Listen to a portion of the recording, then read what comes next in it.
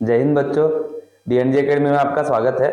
आज हम लोग प्रधानमंत्री यशस्वी स्कॉलरशिप योजना का प्रीवियस ईयर का जो पेपर है वो सॉल्व करेंगे क्लास 9th का, जिसमें मैं आप लोगों को जो जनरल नॉलेज का जो पोर्शन रहेगा वो कंप्लीट करवाऊंगा। तो ये पहला जो हमारा टॉपिक रहेगा ये रहेगा जो प्रीवियस ईयर मतलब 2022 में जो पेपर हो चुका है, तो उसको पहले हम लोग पढ़ेंगे और उस टाइप से जो क्वेश्चंस रहेंगे और किस किस टाइप के क्वेश्चंस आते हैं वो भी हम लोग इस लेक्चर में देखेंगे, और बाकी का फिर आगे जैसे जैसे हम लोग बाकी की क्लासेस भी कंप्लीट करेंगे। तो देखते हैं हम लोग जो पहला क्वेश्चन रहेगा वहां से स्टार्ट करते हैं। देखिए पहला क्वेश्चन है हमारे पास में, भारत में नोबेल पुरस्कार प्राप्त करने वाली प्रथम महिला थी। क्या है क्वेश्चन? भारत में नोबेल पुरस्कार प्राप्त करने वाली प्रथम महिला। ऑप्शन देके रखे इंदिरा गांधी, मदर टेरेसा, सरोजिनी नायडू, विजय लक्ष्मी पंडित। ये आपके पास में चार ऑप्शन देके रखे हैं। इसके लिए जो करेक्ट आंसर बनेगा वो वाला कौन सा रहेगा? आपका मदर टेरेसा। ठीक, भारत में नोबेल पुरस्कार प्राप्त करने वाली प्रथम महिला कौन थी? Mother Teresa.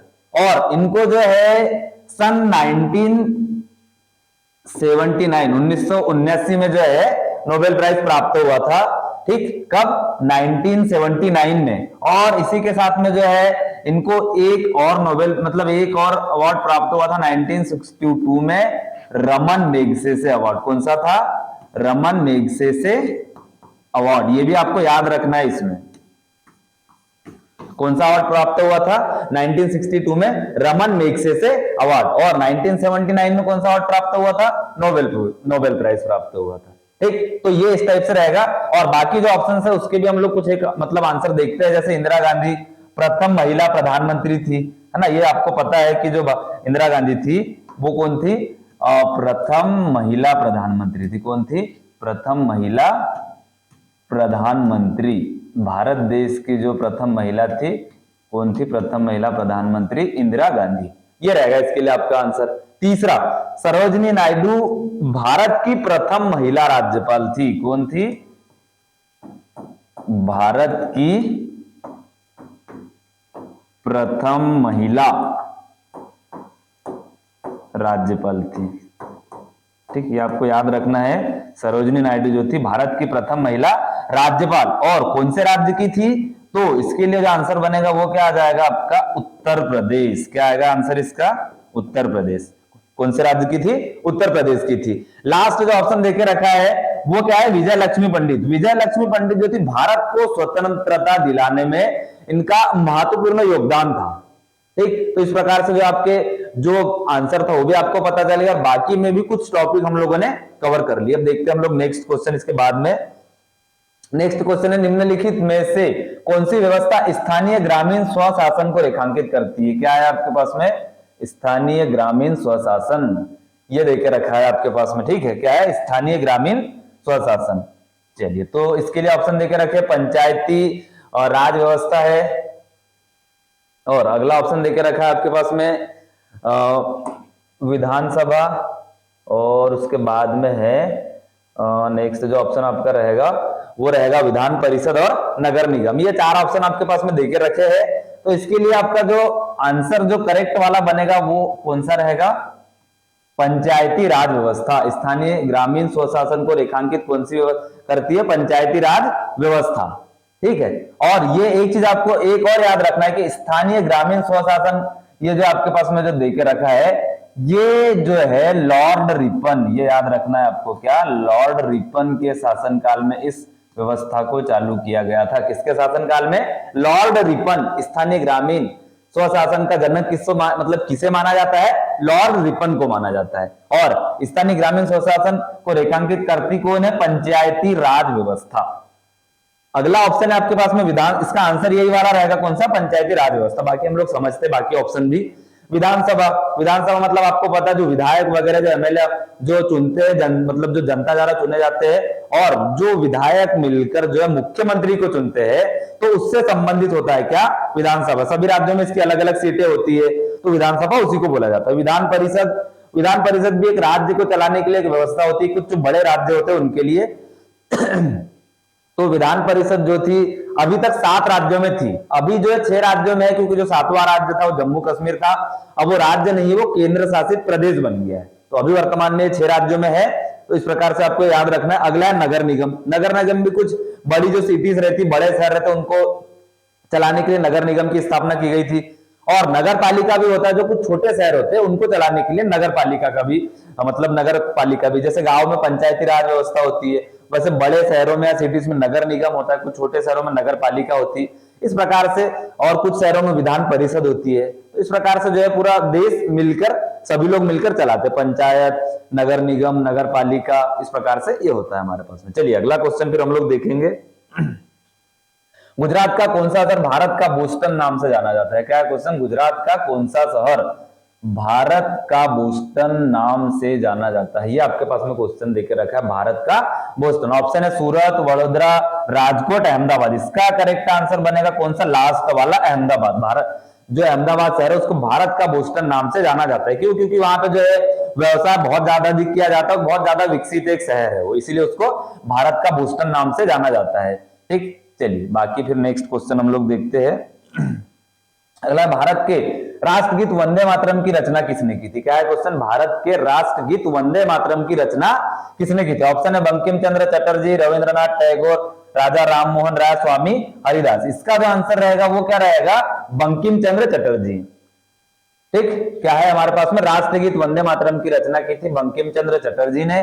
और जो रविंद्रनाथ थे इन्होंने की थी किसकी? राष्ट्रगान की रचना की थी। क्या की थी इन्होंने? राष्ट्रगान की रचना की थी। किसने?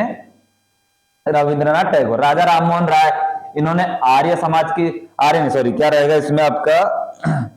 यह आ जाएगा ब्रह्म समाज। क्या आ जाएगा इसमें? ब्रह्म समाज की स्थापना की थी। ये भी आपको याद रखना है, राजा राममोहन राय ने ब्रह्म समाज की स्थापना की थी। चलिए नेक्स्ट क्वेश्चन। अगला है, ओलंपिक में स्वर्ण पदक जीतने वाले प्रथम भारतीय कौन है? ओलंपिक में स्वर्ण पदक जीतने वाले प्रथम भारतीय कौन है? ऑप्शन है सुशील कुमार, नीरज चोपड़ा, आर श्रीनाथ, तिलक राज। ये चार ऑप्शन देके रखे हैं। आपको भी इसका लगभग आंसर पता ही होगा, है ना? आंसर क्या है इसका? नीरज चोपड़ा। इनको जो है वहां पर टोक्यो में जो मतलब ओलंपिक हुआ था, जापान की राजधानी टोक्यो में, वहां पर इनको मतलब स्वर्ण पदक इन्होंने जीता था। और जो टोक्यो ओलंपिक 2020 में होना था पर कोविड के कारण स्थगित हो गया, जो कि 2021 में हुआ था। और इनको किस क्षेत्र में मिला ये भी आपको पता होना चाहिए। इसके लिए क्या आएगा? जेवेलिन थ्रो, या फिर क्या बोला जाता है इसको? भाला फेंक। क्या बोला जाता है? भाला फेंक। इंग्लिश में अपन बात करें तो क्या होता है? जेवेलिन थ्रो बोला जाता है इसको। ठीक, ये रहेगा। ये भी आता है भाला। नीरज चोपड़ा का संबंध किस खेल से है? तो ये आपको याद रखना है। कहां पर जीता था? टोक्यो ओलंपिक 2021 में हुआ था। सुशील कुमार का संबंध कुश्ती से है। कैसे है? कुश्ती, या जिसको अपन वो मतलब कुश्ती से है। कैसे? कुश्ती से। और इसमें भी आता है, एक आता है आपके पास में क्या? इनको 2008 में कांस्य पदक मिला था। कौन सा पदक मिला था? कांस्य पदक, जो कहां पे हुआ था? चीन के बीजिंग शहर में हुआ था। कहां पर हुआ था ओलंपिक? चीन के बीजिंग शहर में। सेम इसके लिए आता है 2012 में इनको रजत पदक भी मिला था, और जो कि कहां पर हुआ था? लंदन में हुआ था। लंदन ओलंपिक 2012 में इनको रजत पदक भी मिला था। किसको? सुशील कुमार को। तो यहां से भी दो क्वेश्चन बनते हैं। सुशील कुमार का जो संबंध है वो कैसे है? कुश्ती से, रेसलिंग बोलेंगे अपन इसको, तो उससे संबंधित सुशील कुमार है। अगला आर श्रीनाथ और जो तिलक राज है, इन दोनों का जो संबंध है वो कैसे है? क्रिकेट से है। कैसे है? क्रिकेट से। तो आपको संबंध भी खिलाड़ियों के पता होना चाहिए। क्वेश्चन इससे भी बनता है कि आर श्रीनाथ का संबंध किस खेल से है, नीरज चोपड़ा का संबंध किस खेल से है, तो ये भी आपको जो है पता होना चाहिए। चलिए नेक्स्ट क्वेश्चन देखते हैं फिर। अगला है, वयस्क मानव कंकाल तंत्र में कितनी अस्थियां हुई थी? इसका करेक्ट आंसर क्या बनेगा? 206। वयस्क मानव कंकाल तंत्र में जो है 206 अस्थियां होती है। अगला क्वेश्चन है, स्वदेशी आंदोलन के संस्थापक कौन थे? क्या है क्वेश्चन? स्वदेशी आंदोलन के संस्थापक। इसका आंसर आएगा क्या? दादा भाई नौरोजी। अगला राजस्थान, इसके लिए क्वेश्चन है आपका, राजस्थान में पर्यटन को बढ़ावा देने के लिए भारतीय रेलवे व राजस्थान के विकास के सहयोग से 26 जनवरी 1982 को किस रेल की शुरुआत की गई थी? क्या है क्वेश्चन? राजस्थान में पर्यटन को बढ़ावा देने के लिए भारतीय रेल व राजस्थान सरकार द्वारा कब 26 जनवरी 1982 को किस रेल की शुरुआत की गई थी? ये क्वेश्चन है। ऑप्शन देके रखे, राजधानी, दूसरा ऑप्शन है समझौता एक्सप्रेस, पहला राजधानी, दूसरा समझौता, तीसरा पैलेस ऑन व्हील, राजस्थान में। इसके लिए जो आंसर बनता है आपका कौन सा, पैलेस ऑन है ये, सेकेंड थर्ड वाला ऑप्शन आपका करेक्ट आंसर होगा कौन सा, पैलेस ऑन व्हील्स। राजस्थान में पर्यटन को बढ़ावा देने के लिए 26 जनवरी सन 1982 को पैलेस ऑन व्हील्स नामक ट्रेन की स्थापना की गई थी। बाकी में भी देखते हैं हम लोग, जैसे राजस्थान व्हील्स की हम लोग बात करें तो इसकी स्थापना 2019 में हुई थी, ये भी पर्यटन को बढ़ावा देने के लिए ही इसकी भी स्थापना की गई थी। समझौता एक्सप्रेस जो कि भारत और पाकिस्तान के मध्य चलती है, कौन सी, समझौता एक्सप्रेस, और इसकी स्थापना कब की गई थी, 1976 में। और राजधानी एक्सप्रेस लगभग सारे शहरों में चलती है, तो ये भी जो है पर्यटन को बढ़ावा देने के लिए ही इसकी स्थापना की गई थी। चलिए अगला फिर हम लोग क्वेश्चन देखेंगे। निम्न में से कौन भारत के गणितज्ञ व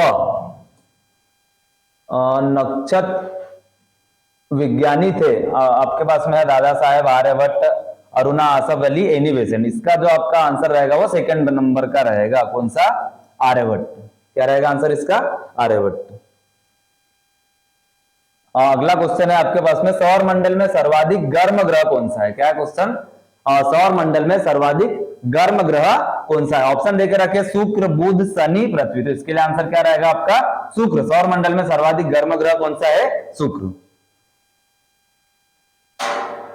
मिलान कीजिए, आपको राजधानी, कुछ शहरों के नाम और उनकी राजधानियां देके रखी, आपको यहां से करेक्ट आंसर बताना है। जैसे पहला देके रखा आपके पास में भूटान, तो भूटान की राजधानी क्या है, थिम्पू। चीन के लिए है बीजिंग पे ये रहेगा, बांग्लादेश ढाका, और श्रीलंका का संबंध कैसे रहेगा, कोलंबो से रहेगा। चलिए नेक्स्ट देखते हैं। ये भी आपके पास में जो है मिलान कीजिए वाला ही क्वेश्चन है। जैसे पहला, सबसे बड़ा हिमनद, सबसे बड़ा बांध, सबसे लंबा समुद्र तट, सबसे बड़ा रेगिस्तान। इसमें नहीं पता होता तो पहले आप जो पता है उसको करेक्ट कीजिए। जैसे सबसे बड़ा रेगिस्तान सभी को पता है, सबसे बड़ा रेगिस्तान भारत का कौन सा है, थार। सबसे लंबा समुद्र तट कौन सा है, मरीना। और सबसे बड़ा बांध कौन सा है, हीराकुंड, जो कि महानदी पर है। सबसे बड़ा हिमनद कौन सा है, सियाचिन। ये बनेगा इसके लिए। कोणार्क सूर्य मंदिर किस राज्य में स्थित है? क्या है क्वेश्चन, कोणार्क सूर्य मंदिर किस राज्य में स्थित है? ऑप्शन देके रखे, तमिलनाडु, कर्नाटक, उड़ीसा, केरल। क्या क्या ऑप्शन देके रखे हैं, तमिलनाडु, कर्नाटक, उड़ीसा, केरल। तो इसका जो आंसर रहेगा वो क्या होगा, उड़ीसा। कोणार्क सूर्य मंदिर जो है उड़ीसा में स्थित है। संस्कृत व्याकरण की रचना किसने की थी? ऑप्शन देके रखे, क्या है क्वेश्चन, संस्कृत व्याकरण की रचना किसने की थी? कालिदास, चरक, पाणिनि, आर्यभट्ट। इसका क्या रहेगा, थर्ड वाला आंसर रहेगा कि संस्कृत व्याकरण की रचना महर्षि पाणिनि ने की थी। नेक्स्ट क्वेश्चन,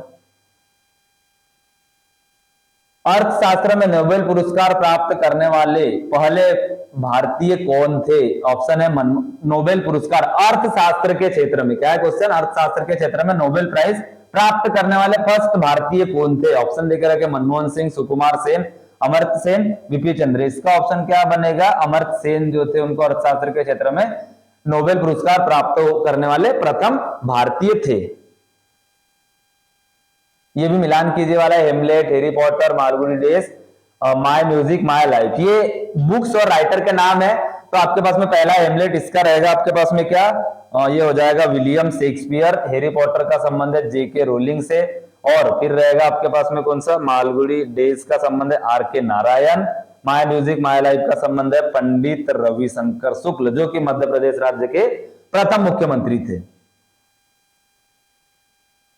अगला है, निम्नलिखित में से कौन सा महाद्वीप नहीं है? क्या है क्वेश्चन, निम्नलिखित में से कौन सा महाद्वीप नहीं है? ऑप्शन आपके पास में देके रखे, एशिया, यूरोप, भूमध्य सागर, अंटार्कटिका। एशिया भी है और यूरोप भी है, अंटार्कटिका भी आपका आंसर रहेगा कौन सा, थर्ड वाला, जो कि भूमध्य सागर एक सागर है, महाद्वीप नहीं है। अगला है, भागीरथी नदी में कौन सा बांध बनाया गया जो कि विश्व का 8वां वह भारत का सबसे ऊंचा बांध है? विश्व का 8वां और भारत का सबसे ऊंचा बांध। तो इसके लिए आपके पास में ऑप्शन है हिराकुंड, बांगड़ा नागल, रिहंद, टिहरी बांध। तो इसका जो ऑप्शन आंसर जो रहेगा वो कौन सा रहेगा, टिहरी बांध, जो कि भारत का सबसे ऊंचा बांध है और विश्व का 8वां सबसे बड़ा बांध है।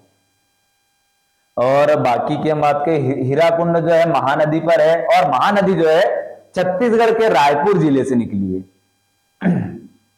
और अपन बांग्ला नागल बांध की बात करें, पंजाब में है सतलज नदी पर। कहां पर है ये?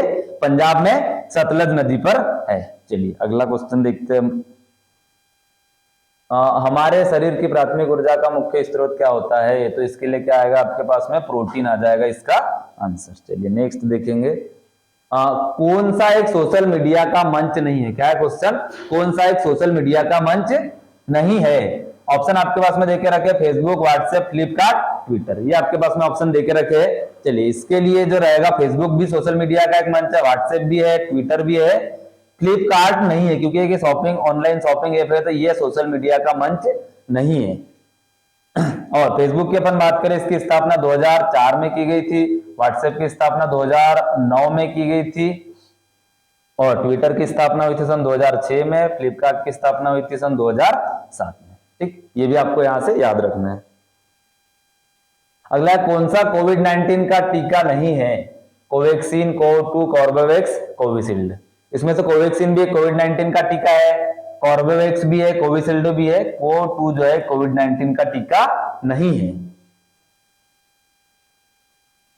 नेक्स्ट क्वेश्चन है, संयुक्त राष्ट्र संघ का मतलब संयुक्त राष्ट्र संघ का मुख्यालय है यूएनओ, जिसको बोला जाता है यूनाइटेड नेशन ऑर्गेनाइजेशन, तो उसका आपको हेडक्वार्टर पूछा है। ऑप्शन देकर रखे, एक न्यूयॉर्क, वाशिंगटन, पेरिस। तो इसका जो आंसर रहेगा वो कौन सा रहेगा? न्यूयॉर्क शहर, अमेरिका का जो शहर है वो आपके पास में इसका आंसर होगा।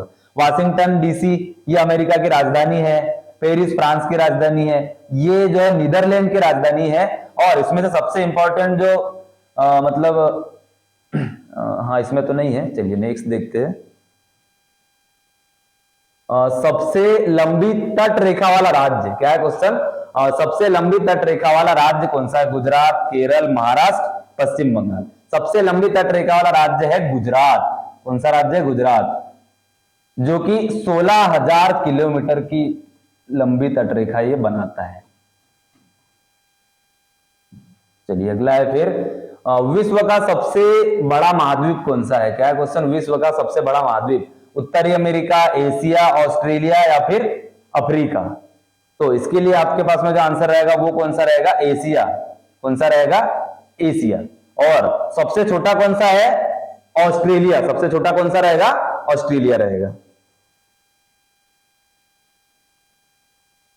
कौन सी नदी पूर्व से पश्चिम की ओर बहती है? क्या है क्वेश्चन आपका? कौन सी नदी पूर्व से पश्चिम की ओर बहती है? ऑप्शन देकर रखे, गंगा, नर्मदा, पुनपुन, यमुना। तो पूर्व से पश्चिम की ओर जो है नर्मदा नदी बहती है। दो ही नदी है, एक नर्मदा और एक ताप्ती, जो कि पूर्व से पश्चिम की ओर बहती है।